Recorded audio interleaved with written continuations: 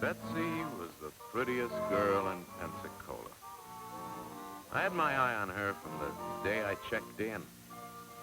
But trouble was she couldn't see me for sour apples. I guess she was just too busy. Dick was a slingshot artist. A bit on the aggressive side, but maybe I was just prejudiced. She liked him. Until he committed a grave error. Unauthorized simulated combat. If Dick had confined his blunders to the parlor, he would have recovered, there being other mermaids in the sea around Pensacola. But he made the same mistake in the air.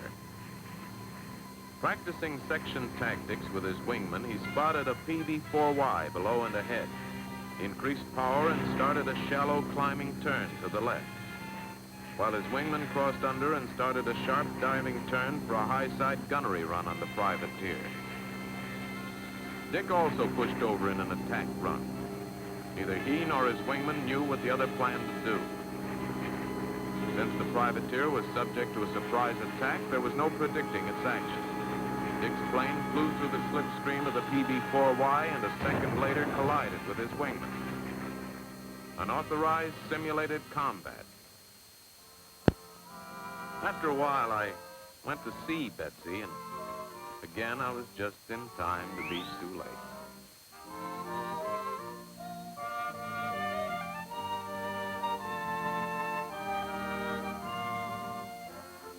Albie was smooth, sharp, and vigorous. Perhaps a bit too vigorous. For one night at the officers' club, he made an error in defensive weave tactic. This was not unusual for Albie. He'd done it before, and a few days later, he did it again in a fighter-director flight. Albie was wingman to the division leader of 4 Bearcats making up the attack group. A 5th plane acted as bogey. When the bogey attacked, the leader went into a defensive weave, but Albie, full of push and vigor and intent on the bogey, failed to follow his leader, ignored the other section, and plowed into the other wingman. Neither pilot survived. After the second accident, Betsy was a jinx to the sports at the base. I suppose they didn't really believe what they said, but who wants to flirt with a Purple Heart? Everybody shunned her. Everybody with 2 exceptions. I was one of them, still pitching, and the other was Dale. She chose Dale. Maybe he reminded her of Dick or Albie. He certainly reminded me of them with a star-spangled manner. One night he sparkled too brightly and pressed home the attack too vigorously. It took more than a moonlight dip to clear the lieutenant's head. A week later, in a scheduled combat tactics flight, Dale had the altitude advantage. He and his adversary made several scissoring turns trying to get on the tail of the other. Gradually, both planes reached the same level, and the 2 pilots faced each other. Neither was willing to lose the advantage by breaking away.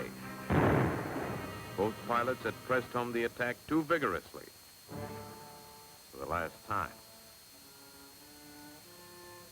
No hits, no runs, 3 errors.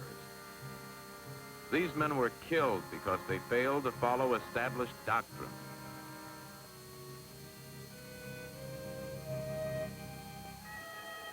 Flyers know all about unauthorized simulated combat and errors in defensive tactics and pressing home the attack too vigorously.